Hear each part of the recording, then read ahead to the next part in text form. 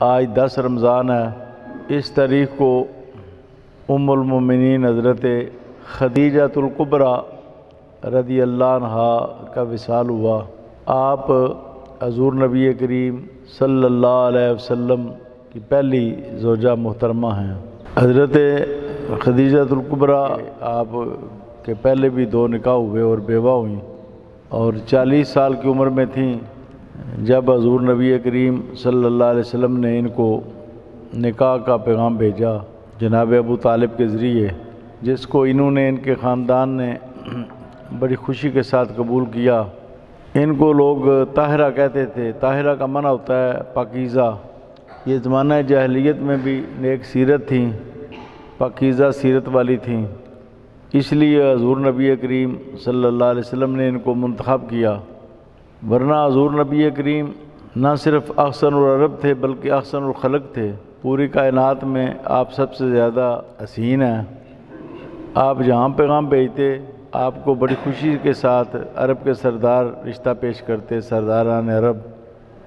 لیکن آپ نے 40 سال کی بیوہ کو پیغام بھیجا نکاح کا، جس میں بنیادی بات جو ہے وہ پاکیزگی تھی، پاکیزگی۔ اور یہ حضور نبی کریم کا اعراض جو ہے اس کا مشاہدہ اپنے غلام میسرہ کے ذریعے کر چکی تھیں۔ تجارت کے لیے بھیجا حضور کو، اتنا نفع میرا ہوگا، اتنا آپ کا ہوگا، مال میرا ہوگا، نفع تقسیم ہوگا۔ اس کو مضاربت کہتے ہیں۔ سود میں اور مضاربت میں یہ فرق ہے کہ سود جو ہوتا ہے اس میں زیادتی مقرر کر لی جاتی ہے، تمہیں نفع ہو یا نہ ہو میں نے اتنا لے لینا ہے۔ سود جو ہے نا یہ کبیرہ ترین گناہ ہے۔ مضاربت یہ ہوتی ہے کہ نفع ہوگا تو ہم لیں گے اتنا، نفع نہیں ہوگا تو ہم نہیں لیں گے، نقصان ہوگا تو نقصان پیسے والے کا ہوگا، نقصان ہوگا تو پیسے والے کا ہوگا، نفع ہوگا تو اس شرح سے تقسیم ہوگا۔ یہ مضاربت ہے۔ تو حضور نبی کریم مضاربت پر مال لے کر گئے۔ جب واپس لوٹے تو حضرت میسرہ سے جو غلام تھے حضرت ام المومنین خدیجۃ الکبریٰ رضی اللہ عنہا کے، آپ نے پوچھا بھائی بتاؤ اس شخص کے بارے میں بتاؤ۔ انہوں نے کہا جی بڑی عجیب بات ہے، سچ بولتے ہیں لیکن نفع بڑا کماتے ہیں، سچ بولتے ہیں، مال کی پوزیشن صحیح بیان کرتے ہیں، عیب ہو تو وہ بھی بیان کر دیتے ہیں، اس مال میں یہ عیب ہے، لیکن نفع بہت کماتے ہیں۔ دوسری بات میں نے دیکھا کہ ان پر سایہ کرتا ہے۔ تو پھر جناب ابو طالب نے پیغام نکاح بھیجا تو حضرت خدیجۃ الکبریٰ بیوہ تھیں، بڑی خوشی سے قبول کیا، اور بڑی مالدار خاتون تھیں۔ ملیکۃ العرب کہا جاتا ہے آپ کو، عرب کی بادشاہ، عرب کی ملکہ۔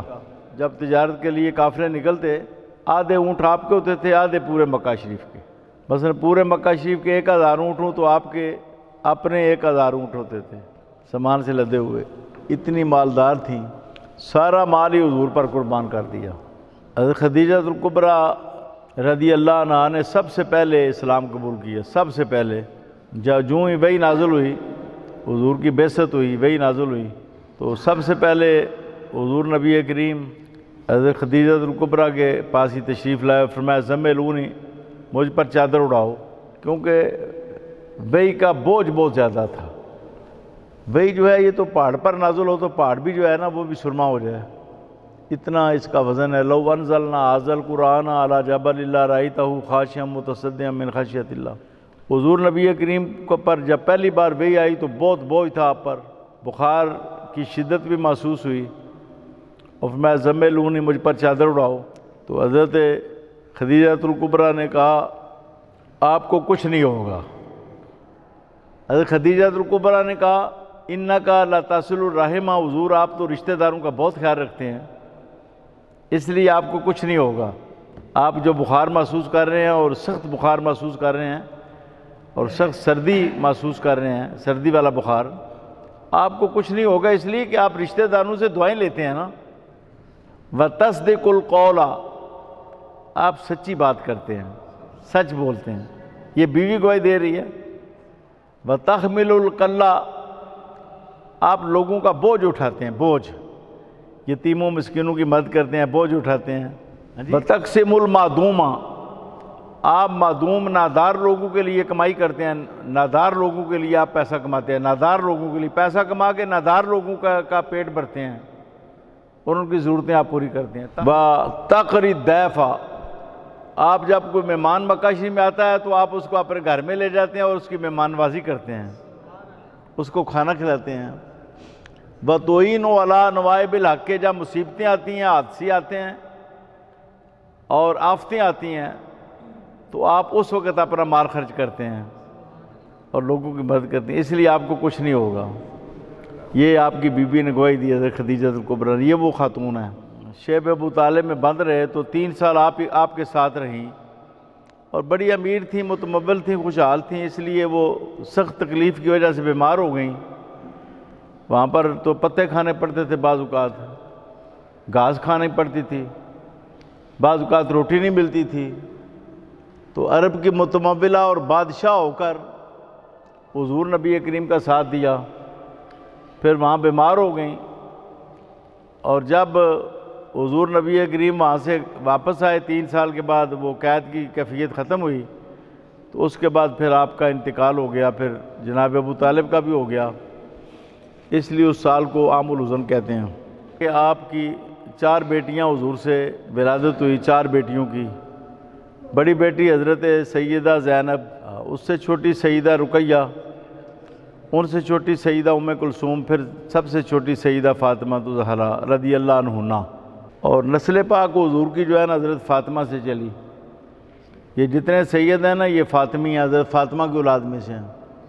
یہ حضرت خدیجہ الکبریٰ کی چھوٹی بیٹی ہیں، یعنی حضرت خدیجہ سے نبی پاک کی نسل چلی، باقی کسی بی بی سے آپ کی نسل نہیں چلی۔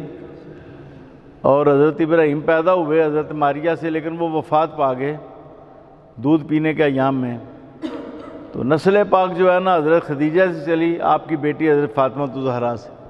یہ جتنے سید ہیں نا پوری دنیا میں یہ حضرت خدیجہ کی اولاد ہیں، یہ بہت بڑی فضیلت ہے۔ ہاں جی، یہ خاتون جو ہے ان کا اسلام پر بہت بڑا احسان ہے، انہوں نے کھلا پیسہ خرچ کیا، نہ صرف نبی پاک پر بلکہ غریب صحابہ پر، جتنے غریب صحابہ تھے نا ان پر بھی خرچ کرتی تھی، خواتین پر بھی مردوں پر بھی کھلا پیسہ خرچ کرتی تھی۔ حضرت خدیجہ الکبریٰ سیدہ فاطمہ الزہرا کی امی جان حضرت خدیجہ، یہ سب کہیں خدیجہ، عام لوگ کہتے ہیں ختیجہ، ختیجہ نہیں کہنا، خدیجہ، خدیجہ کیا کہا ہے؟ ہاں دال کے ساتھ، حضرت خدیجہ الکبریٰ رضی اللہ عنہا و سلام اللہ علیہ، بڑی شان ہے آپ کی۔